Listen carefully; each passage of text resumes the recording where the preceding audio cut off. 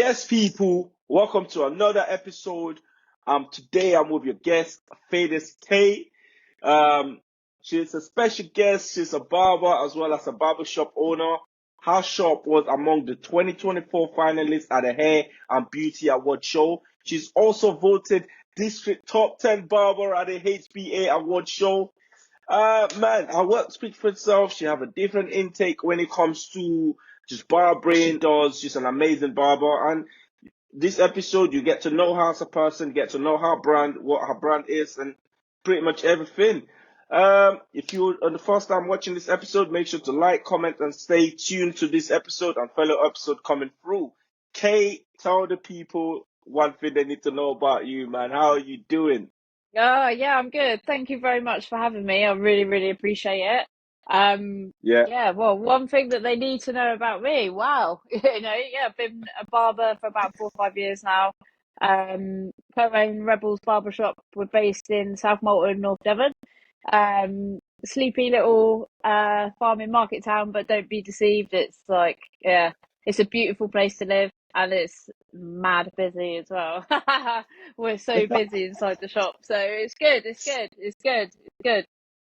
Man, like it's crazy. HBA top 10 barber. How is it? How is that feeling? Yeah, mad. I don't know. It doesn't really hit you, to be fair. Like you think, oh yeah, I'm just gonna enter into these competitions, gonna enter the shopping, and you just don't. You don't think like, oh yeah, right, like we're like top 10 or we're this, and like the country. You just don't think of it. You don't think of it. You just like, I don't know, humble. You've got to be humble, You're humble 100%. with But yeah, humble. it. But no, definitely. But like really proud of how far we've come, and also as well like in my personal journey as well. Like I said, I've been doing it like 4 or 5 years, so but I feel like Yeah, I've been doing it a lot longer, so it's definitely my passion. I'm definitely really grateful to be doing what I'm doing, and grateful for all my clients and everyone that just keeps us busy. man. Yeah, man, it's amazing. I like that like thing about like yourself. Like you keep it very humble. Like you very like respectful of your craft and everything. But 4 or 5 years, you came into the scene and now you're a barbershop owner. Like I could imagine that the journey could not have been a lot easier. There would have been a lot of steps that you would have had to take to get to where you are. Like obviously, if you're comfortable sharing some of that, like how was it like when you first came into the barbering? Yeah, I mean, it was definitely like I started in the corporate world. Like I was a senior logistics manager for 12 years. Like I'd done it a long time. I've done some cool things, worked on some cool projects, like traveled like a lot of places, a lot of scary places as well as part of like my previous role.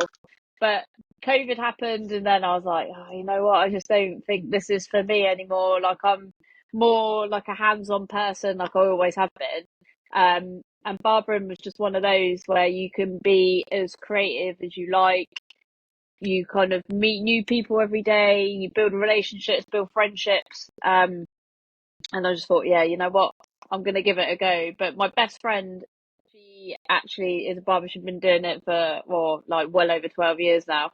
And I used to get my hair cut by her, and I just love the vibe. Like barbering is a lifestyle. Like I think a lot of people tend to forget that it is a lifestyle, and there is like a whole culture to it.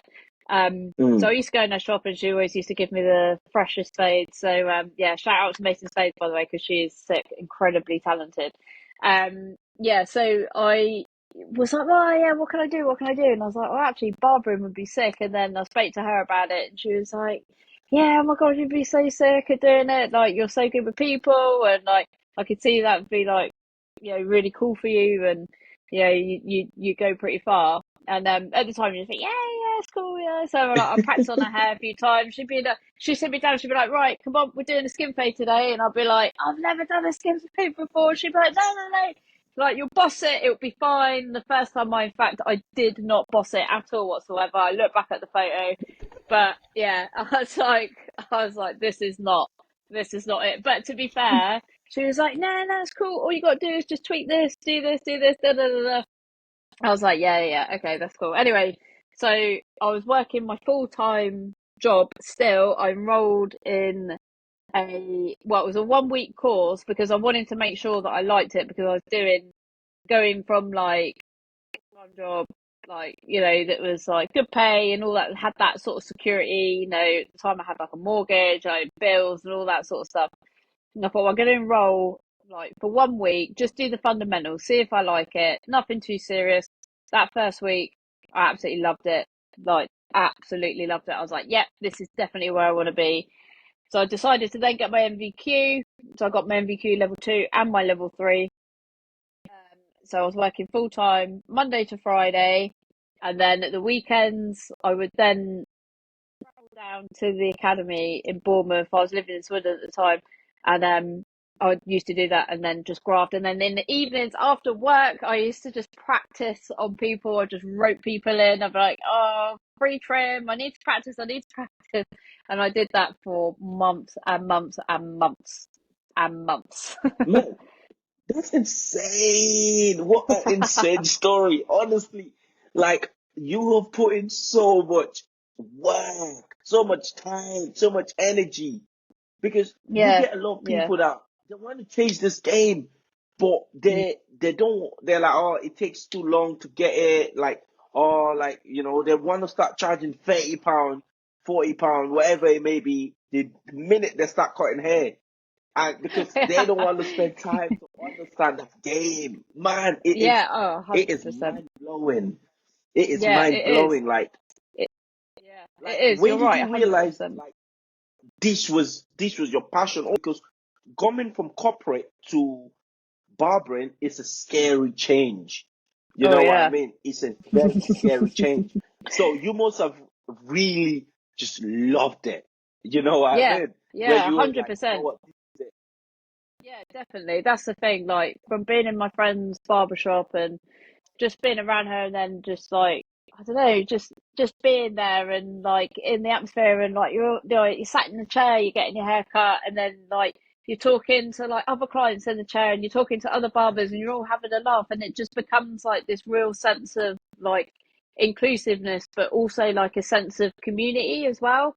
And that's the Yes. first thing that really drew me in. And then when I did that first week course, and then I was like cutting hair, and like, don't get me wrong, like the first trims, like they're shit, and they're gonna be. Do you know what I mean? Because you're practicing and you're learning and you're trying to figure out, and you're like, there's this guard, and then I got to do this, I got to do this, and you're like, bro, how am I even gonna do this? You're thinking, oh my god, you get that self doubt, and you're like, how am I even going to make this person look presentable when they leave? Anyway, but it all comes together, and I'm sure you've probably heard it about 1,000 times, but you've got to trust the process. And that's one thing that my friend said to me. She was like, you've got to trust the process, got to trust the process, just keep going, keep going. But yeah, that first week when it was like other students there, and we had like educators and stuff like that, and it was just, I was like, yeah, I love it. And I loved seeing it all come together at the end, and Yeah. like just putting your sort of twist and your flair on what the client wants. And when you leave, you think, oh, like someone comes in and they get out of the chair and they're like, yeah, that's fresh. Like, this is fresh, and that is like, to me, worth more than money. More than money, Yeah. definitely. Not Yeah, man. Honestly, like like you're in a barbering now, like you've realized this is it. Like we talk about a lot of times when it comes to barbering in this generation, anyways, and the Mm. importance of using things like social media to kind of like influence the brand and the stature of the brand and everything. How has social media played a role in your barbering career in terms of Oh, putting yeah. yourself out there? Yeah, that's a really good question. Yeah, really, really good question. I mean, it's played a massive part, a massive, massive, massive part. I mean, most of like the clients that I was starting to get, like when I started then barbering, because I was still working full time and then working in a barbershop as well when I qualified, I was getting most of my Yeah. clients from like Instagram, like hashtags, and like hashtagging your location and the type of haircut, and just posting it. Even if you feel like you don't want to post it, you have to post it. Like, just do it. Do you know what I mean? You've got to put yourself out there. And also like building up connections with like other barbers and stuff like that, just like commenting on their stories and being like, and I still do it now. I'll still comment. I'll see like a haircut, and I'm like, how did they do that? It looks amazing. And I'll just message them. Still, I'll just message them, and I'll be like, how did you do that? Like, because it looks amazing, and just I've built up loads of like relationships and friendships just by doing that, getting chatting and going to events. But for social media, I think it's great because you can you can learn things really quickly on there. You know what I mean? Like I Yes, know that I can pick yes, up my phone right now and I can look at probably like 30 reels of someone telling me how to do a skin fade, like how to do it. But it can also be quite sort of I don't know, it can be confusing when you're first learning because there's so many different ways of doing it. Do you know what I mean? And also you yes, got to take yes. some things with a pinch of salt as well because you'll just see these little like 90-second or 60-second snippet of like this haircut and you're like, wow, how did you do that? But it's like, well, you don't realize they probably spent an hour and a half perfecting it. Or you'll see a Yeah, photo and you'll be like, yeah, this looks a little bit funny, like round here. I feel like that's been doctored a little bit. So you've got to take it with a pinch of salt. But it's true though. But it's a good platform to connect with it other is. barbers, showcase your work. More importantly, showcase your work and promote yourself. It's It the does put biggest you out free there. tool you can use. Biggest free tool you can use is social media. 100%. Bec- Because I like it's funny that you said like watching all the stuff and taking it with a pinch of salt because sometimes Mm, I as a barber now I watch other barbers on YouTube or something like that, right? mm. And they're like, oh, this is how to do a skin fade, and then they do it to a point and the camera cuts and then when it comes back on, the skin fade is line is dark. I'm like, you didn't show people where you put the fibers. You put fibers in it, so you didn't show people how you done the shape up properly. Like because what you Mm, was the tutorial you were showing and the end result as two. So if I'm learning and I'm watching out mm, some video, I mm, feel absolutely upset with myself because I'll be watching a video. I'm mm. thinking, well, mine came out like this, but he came out darker. He's came Yeah. out like because off camera, you've gone to do the mad thing. You've gone to fix it, Oh, put fibers, yeah. and then on camera, 100%. you're saying like, "Oh, this is an easy 5-step way to do a skin fade," and Yeah. it's just a whole different mess, isn't it? Yeah, 100%. And what they don't show is like they went back in with the one guard and the one and a half guard about 50 times to try and line it up. So that's the thing. You've just kind of got to adapt it. There's so many different ways. But what I love about Barber is that it's really, it's subjective.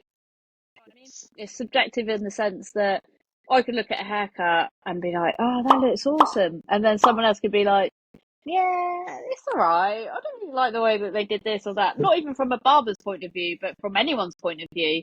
And Yeah, that's also what I like about it. That's what I yeah, love about it.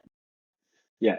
As long as you're happy, your client's happy, who cares? Oh, the most important thing is that the client is happy. It doesn't matter what I think. It doesn't matter. If someone's like, I want like a line that goes all the way around here and I want it left just like that, it goes against everything in your barbering brain to leave it like that. But at the end of the day, it's not about me. It's not about how I feel about it. It's about how the client feels about it. And they're the people that are going to keep coming back to you. They're the people that are paying your rent, the shop electric and your bills, the fuel for your car and stuff like that. Do you know what I mean? So it's not For sure. about what I think, it's about what the customer thinks.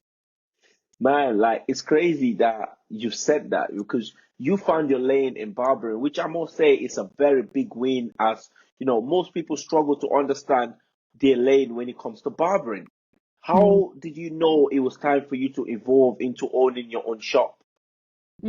Yeah, I mean that's a really good question. I mean, I used to live in Swindon, like in Wiltshire before, and then I moved down to North Devon. So I moved down to North Devon, and I knew nobody. Like literally, I probably only knew like I don't know, like two or three people. Like nobody. I Wow. knew nobody, right?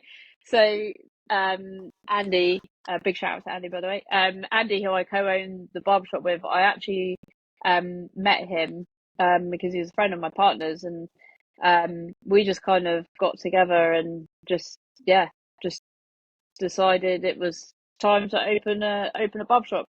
I wanted to do it. He wanted to do it. And there just happened to be a shop that was up for rent, which one of my other friends was like, "Oh, you should go for it. I can get you in contact. You should definitely sort of like try it." Bearing in mind, still, I didn't know anybody. I had no client base. I was still traveling up to Swindon, cutting my client's hair, and then coming back. So I was doing that, and I'd work like 12 hour days to get them in, so I could keep some money coming in. And yeah, we're like, oh yeah, we should just do it. We should do it. Like, what have we got to lose?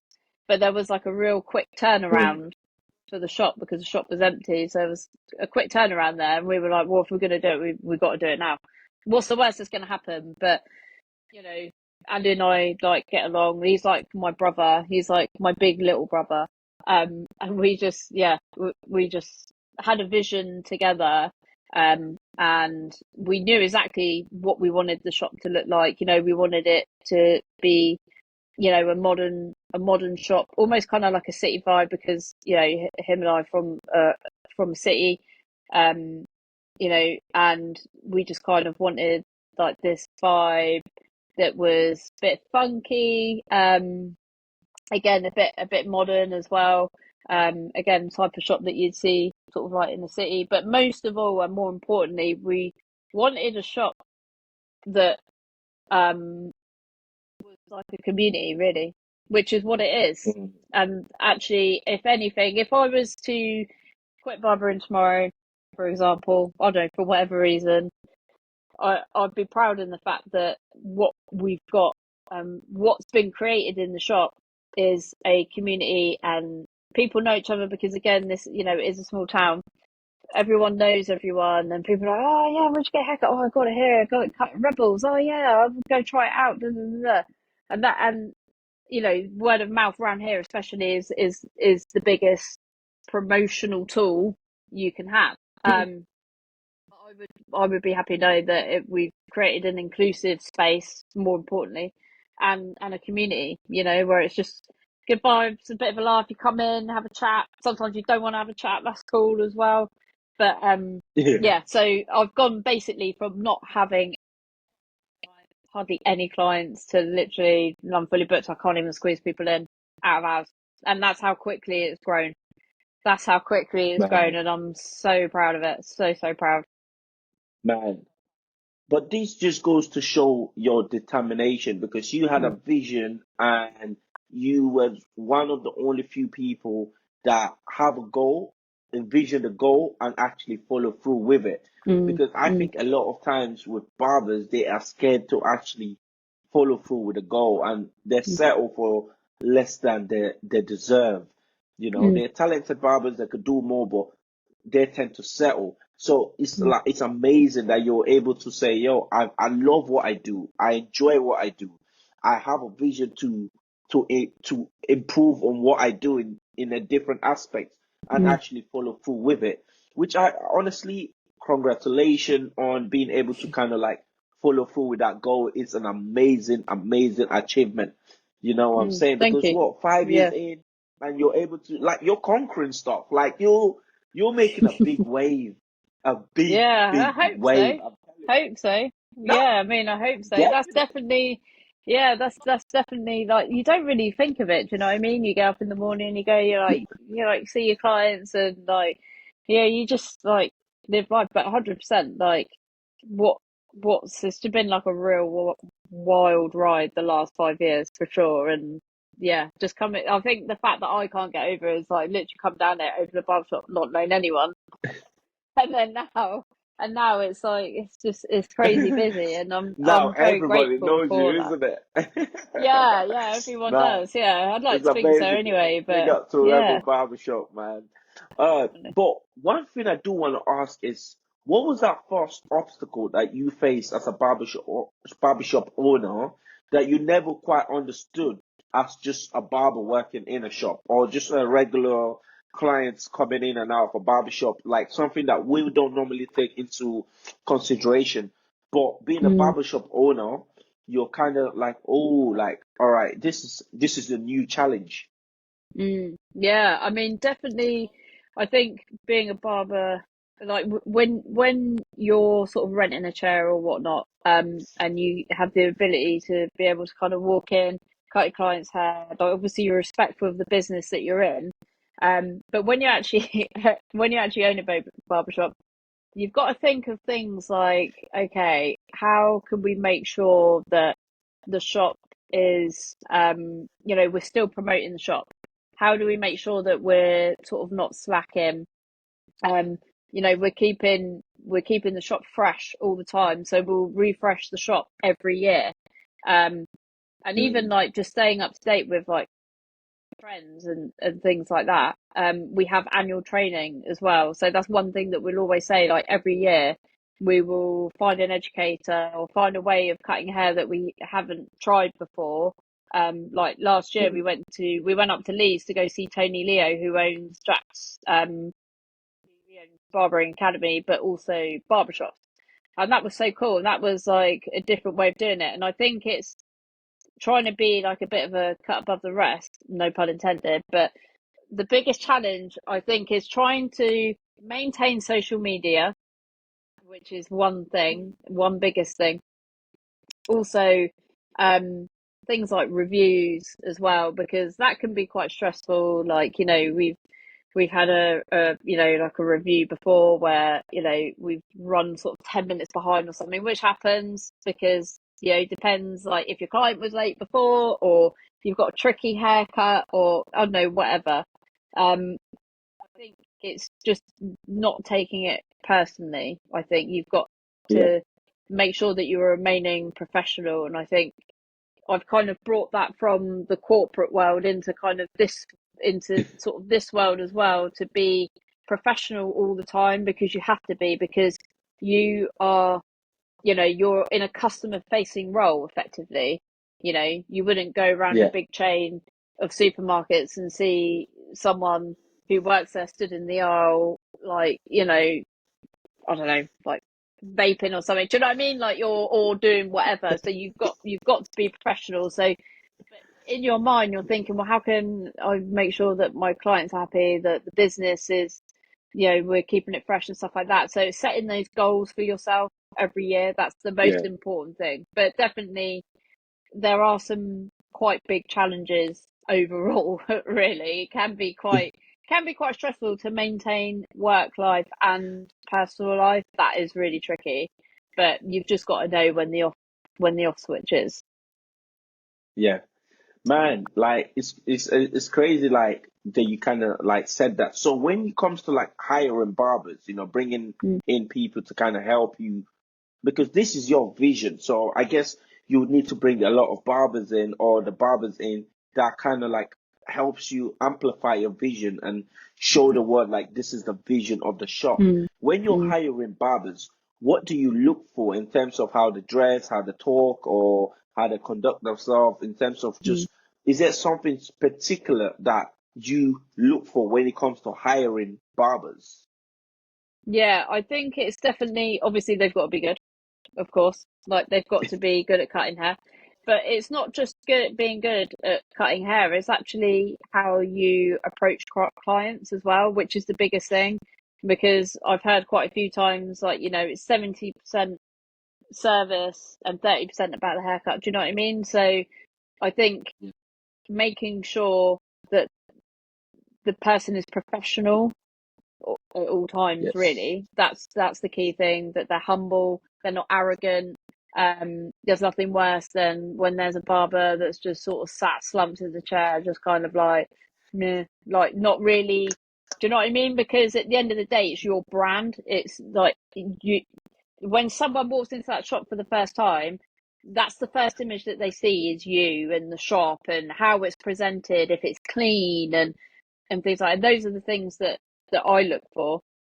But Yeah. they've got to be good with customers. They've got to be good with customers. There's no point in having someone that's just there and they're miserable, or they don't know, they can't read the room. And someone who's not like, just it's got to be good with customers. That's the whole thing, because that it's I'm, like it's a very personal service. Having your haircut is personal. yeah. It's you know that's and definitely making sure that they're you know their standards in terms of like, you know, their hygiene, because obviously hygiene's a big thing in the barbering world as well. Yeah. Just making sure that they're yeah, definitely professional is definitely the key. I think that's a big one, like Mm. just because professional is everything. It's how you dress, isn't it? It's how you talk and Mm. just literally how you carry yourself. Because I think that is such a big thing. Like I always say to some barbers, like when I have conversation, is it's not a crime to smoke, but you have to also No, of remember course not. that you're putting your hands on people's face. Yeah, of So course. if you go have a cigarette, wash your Wash your hands it at seems least. like yeah, I it know seems you like don't a want common bro just there, and he's like, you know, doing all this, and you're like, smells like Golden Virginia or like drum or something. Do you know what I mean? Like you can't, yeah. like just that's the thing. Like, and that's the one thing that I always remember from my friend's barbershop. Like she used to she used to come in. I don't know if she'll diss me for this, but she used to she'll come in and like it wouldn't matter to me. I don't care. But like she'd come in, she'd be like, right, first thing I've got to do is like wash my hands, and then I think they'd have like a special towel for people that smoke. I think I don't know, it was something mad like that. She was like, got to wash your hands, but she understood. Do you know what I mean? She understood the rules of the Yeah. shop. So you've got to have a barber that understands the rules of your shop. And if they're not Yes. gonna play by your rules in the sense of your business and how you want them to be, do you know what I mean? Then Yeah, they're not the right person. They're not the right person. No for way. sure. For sure. But that brings me to my last question, which Mm, is booking system in terms of what people do with booking system. Obviously, in London, most barbers use things like Treatwell, Booksy, and whatever. Me personally, I use Calendly, which is mm, infused into my website that allows people to go on my website and book through there. So when preparing for this episode, I went through your Instagram and I realized that you also have something similar, mm, which is mm, like your Ravers Barbershop website infused with your own booking system. mm, What is the advantage of using your own booking system compared to going on Booksy? Because it could vary based on area to area where you live, or it could just mm, be me personally. Although it's big in London, I mm, don't like the idea of putting my clients on someone else's platform. You mm. know what I mean? Yeah. So, Yeah. so I Yeah. could Yeah. go Yeah. off Yeah. like Totally get that. Mm. tomorrow, and Booksy will say, "Hey, your barber is off tomorrow, but there's another barber that's 5 minutes Yeah, away I from him." know. I didn't like that idea Yeah. of going through this hard work, getting my clients, putting them on a different platform so they can eventually one day get passed around to a different barber. Obviously, that's kind of like one of my reasons to why I refuse to go on Booksy.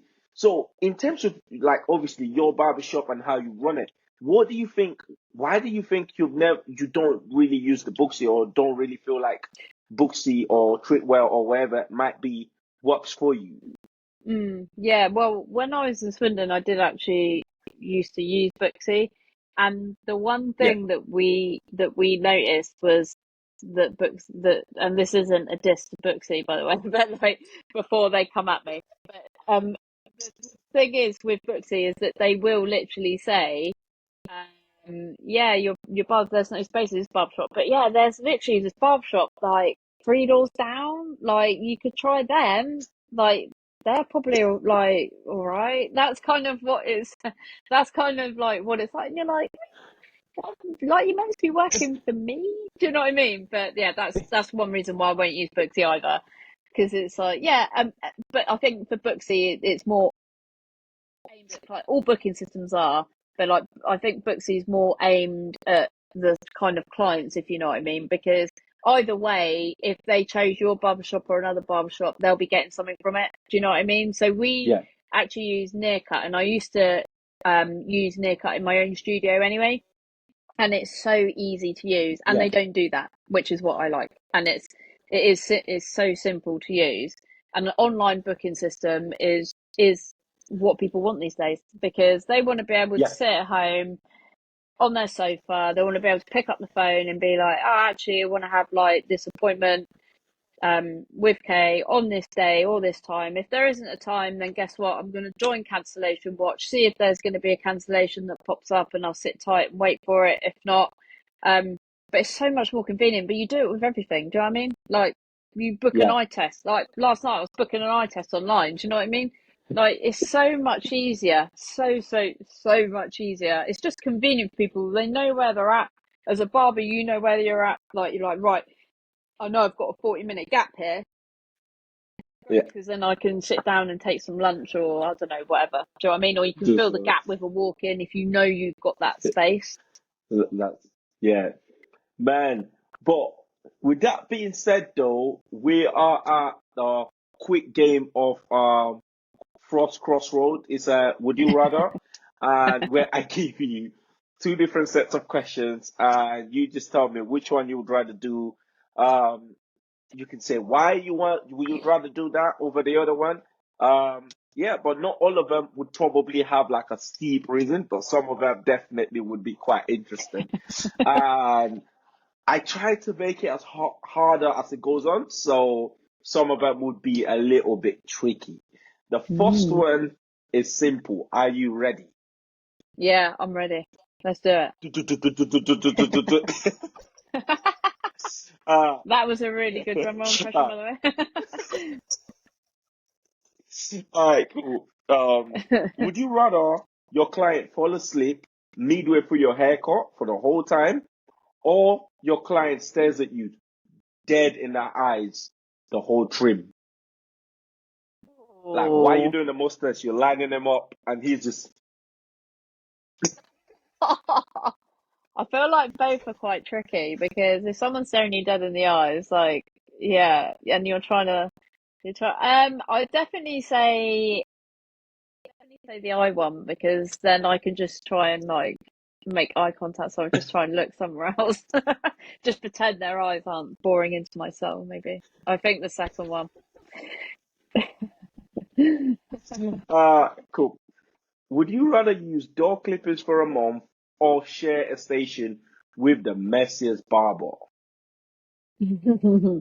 Yeah, no, dull clippers all day, every day. I can't share my station with other people. It's too. My combs have got to be in the right order. My scissors have got to be at the right angle. My combs have got to be in the right place.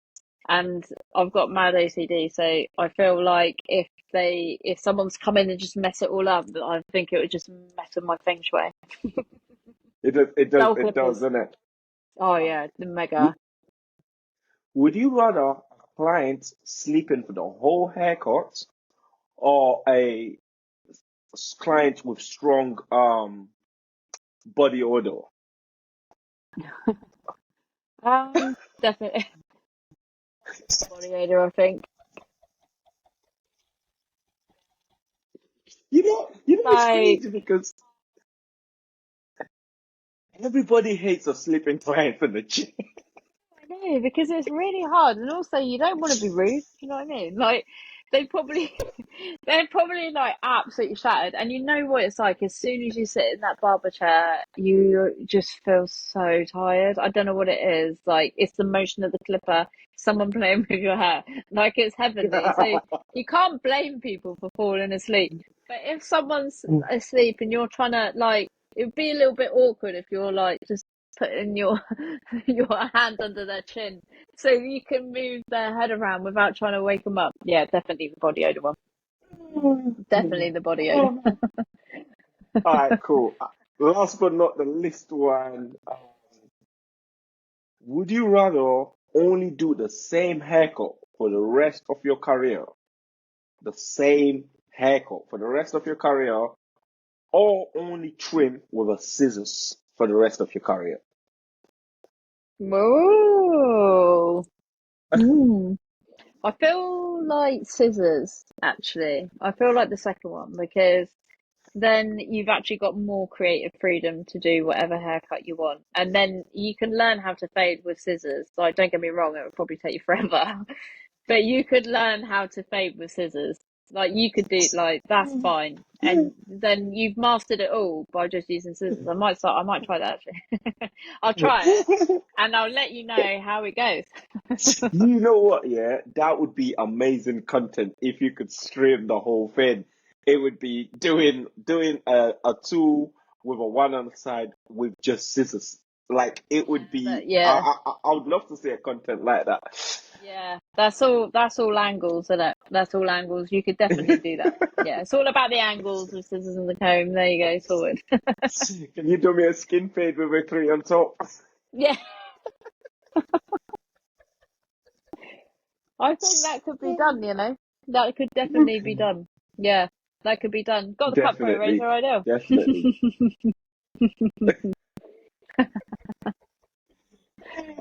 Hey, now, but it's been an amazing, amazing podcast. I'm your guest. Oh, I'm thank your you for having host. I me. almost said I'm your guest.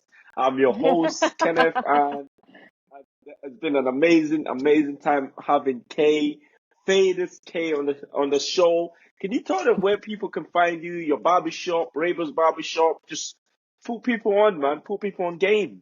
Yeah, that's it. Well, just go Rebels Barbershop UK. We're on Instagram. Also, you can just go to Google, type in Rebels Barbershop. We're in North Devon. You can't miss us. Yeah. Hopefully, if you're coming down in summer holidays, make sure to pop in.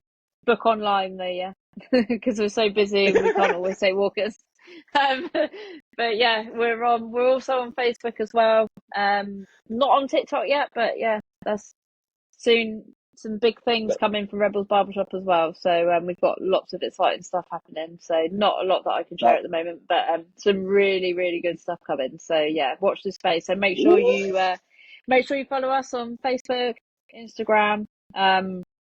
Yeah, follow myself as well. I'm on there. Andy's also on there as well. So yeah, keep your eyes peeled for what's coming up in 2025. Yes, sir. Yes, sir. Oh man, I'm excited. I'm excited. Yeah. 2025 is a big, big year, so I'm excited. Wherever it is, boy, don't be shocked. I might be there.